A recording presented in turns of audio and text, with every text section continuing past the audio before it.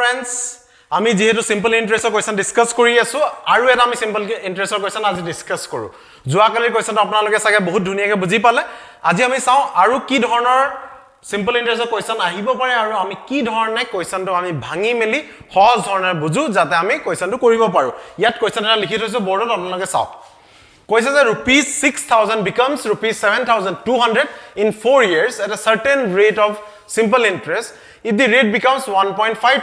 times of itself, the amount of the same principal in 5 years will be. So, this question do. So, first of all, we bhangi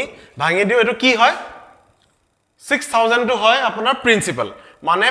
P equal to hoy gol apunar 6000. Itia 7200 mane ki hoy gol becomes 7200 mane eto hoy gol apunar amount.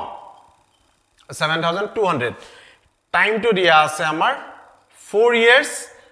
rate of interest to amar dia nai aru yat amar ki thakile ulabole yat thakile simple interest ami last class or ami bujhisilu simple interest to ami keneke ulao simple interest to ami ulao amount minus principal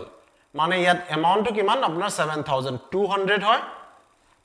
principal to kiman 6000 hoy mane ei case or apnar simple interest hoy gol 1200 okay then আমি ফর্মুলাটো আমি সবাই জানো ফর্মুলাটো কি হয় SI equal to P into R into T by 100 ইয়াৰ আপোনাৰ SI আমি কিমান ওলালো SI ওলালো আমি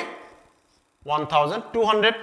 প্ৰিন্সিপাল টু হয় 6000 ৰেট অফ ইন্টাৰেষ্ট আমি নাজানো আৰু কিমান ইয়াৰ্ছত হৈছে বুলি কৈছে আপোনাৰ 4 years by 100 ঠিক আছে এই দুটা জিৰো আমি কাটি দিলো এতিয়া 6 4s are কিমান 24 মানে 1200 এফালে 240 into r মানে আপোনাৰ যদি মই r লও r টো হৈ গল 1200240 ওকে এতিয়া আমি কি ৰিডিউস কৰিব পাৰো এটো 24 5 times 24 1 24 5 times আমাৰ ৰেট অফ ইন্টাৰেষ্ট কিমান হৈ গল আপোনাৰ 5% হৈ গল এতিয়া কৈছে নেক্সট পাৰ্টত কি কৈছে if the rate becomes কিমান বুলি কৈছে আপোনাৰ 1.5 times বুলি কৈছে 1.5 times মানে 1.5 গুণ এগুণ হৈ গল 5 5 1.5 গুণ হৈ গল কিমান আপোনাৰ ইয়াৰ 1.5 times হৈ গল 1.5 times of 5% গল হৈ গল কিমান আপোনাৰ 7.5% হ'ব কাৰণ ইয়াৰ হাফ ইয়াৰ আধা কিমান 2.5 ইয়াৰ এগুণ কিমান 5 5 যোগ 2.5 গৈ উঠিলেগে 7.5% ঠিক আছে 7.5% আপোনাৰ 5 বছৰ আমাৰ ৰেট অফ ইন্টাৰেষ্ট আমি ইয়াত পাই গলো ৰেট অফ ইন্টাৰেষ্ট আমি কিমান পালো ৰেট অফ ইন্টাৰেষ্ট এই কেছত পালো আমি 7.5 টাইম টু কিমান কৈছে ইয়াত আপোনাৰ টাইম টু কিমান কৈছে 5 years আমাৰ টাইম টু কিমান কৈছে আমাৰ টাইম টু কৈছে আপোনাৰ 5 years তেনে হলে আমাৰ কিমান টাইম টু হৈ গল 5 years ওকে অলৰেডি প্ৰিন্সিপাল আছে না আমাৰ প্ৰিন্সিপাল আছে কিমান প্ৰিন্সিপাল হৈ গল 6000 এটা সব ৰেট আছে টাইম আছে প্ৰিন্সিপাল আছে তাৰ সিম্পল ইন্টাৰেষ্ট আমি ওলাব পাৰোনে আমাক খুদিছে কি খুদিছে আমাক এমাউন্ট খুদিছে এটা এমাউন্টৰ কাৰণে আমাক কি লাগিব প্ৰিন্সিপাল আছে আৰু আমাক লাগিব সিম্পল ইন্টাৰেষ্ট লাগিব গটিকে আমি উলাও সিম্পল ইন্টাৰেষ্ট সবকে ফাৰ্স্টত উলাও simple interest equal to principal into rate of interest into time by 100 0 0 কাটি দিয়ক এটা 60 into 5 হৈ গল আপোনাৰ into 7.5 এতিয়া SI equal to হৈ যাব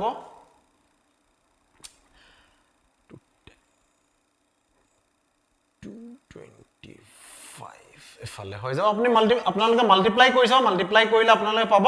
2250 পাব 2250 সিম্পল ইন্টাৰেষ্ট হৈ গল ওকে সিম্পল ইন্টাৰেষ্ট হৈ গল আমি এই কেছত আমি সিম্পল ইন্টাৰেষ্ট পালো এতিয়া আমাক খুদিছে কি খুদিছে আমাক খুদিছে এমাউন্ট খুদিছে আৰু এমাউন্ট জানো যে আমি এমাউন্ট ইকুৱেল টু কি হয় প্ৰিন্সিপাল প্লাস সিম্পল ইন্টাৰেস্ট হয় গতিকে এমাউন্টটো আপোনাৰ কিমান হৈ যাব এমাউন্টটো হৈ যাব প্ৰিন্সিপালটো হল আমাৰ 6000 আৰু আপোনাৰ সিম্পল ইন্টাৰেস্ট হৈ গল 2250 মানে এমাউন্টটো হৈ গল আমাৰ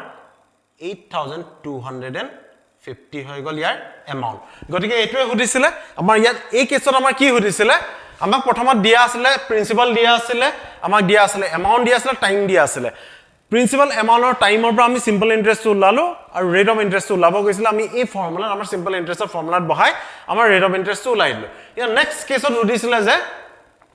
আমাক মানে কৈছিল আমাক কি কৈছিল আমাক কৈছিল যে ৰেট অফ ইন্টাৰেস্ট আপোনাৰ 1.5 গুণ কৰি দিম 1.5 টাইমছ কৰি দিম গতিকে আমাৰ ৰেট অফ ইন্টাৰেস্ট আছিল 5% টো যেতিয়া আমি 1.5 টাইমছ কৰিলো ৰেট অফ ইন্টাৰেস্টটো গৈ আপোনাৰ হৈ গল কিমান 7.5 ইয়া টাইমছ কৈছিল 5 বছৰত 7.5% ইন্টাৰেস্টত 5 ইয়াৰ্ছত আপোনাৰ এই প্ৰিন্সিপাল 6000 টো গৈ কিমান হবগে এমাউন্টটো কিমান হবগে এমাউন্টৰ কাৰণে আমি সবকে ফাৰ্ষ্টতে উলালো সিম্পল ইন্টাৰেস্ট হৈ গল 2250 গতিকে এমাউন্টটো আমি জানো প্ৰিন্সিপাল প্লাস সিম্পল ইন্টাৰেস্ট গতিকে আমাৰ এমাউন্টটো হৈ গল 8250 যেটো আমাৰ आंसर হয় গতিকে আপোনালোকে বুজি পাইছে চাগে এই ধৰণৰ কোৱেশ্চন আপোনালোকে কেনে কৰিব লাগে এই ধৰণৰ কোৱেশ্চন নিশ্চয় আহিব এটো আপোনালোকে ভালকে বুজক আৰু আপোনালোকে প্ৰেক্টিস কৰি থাকক এই ধৰণৰ কোৱেশ্চন নিশ্চয় আপোনালোকে সিম্পল ইন্টাৰেস্ট আৰু কম্পাউন্ড ইন্টাৰেস্ট যিকোনো প্ৰশ্ন আহিলে আপোনালোকে কৰিব পাৰিব তেতিয়ালৈ মই আপোনালোকক টাটা বাই বাই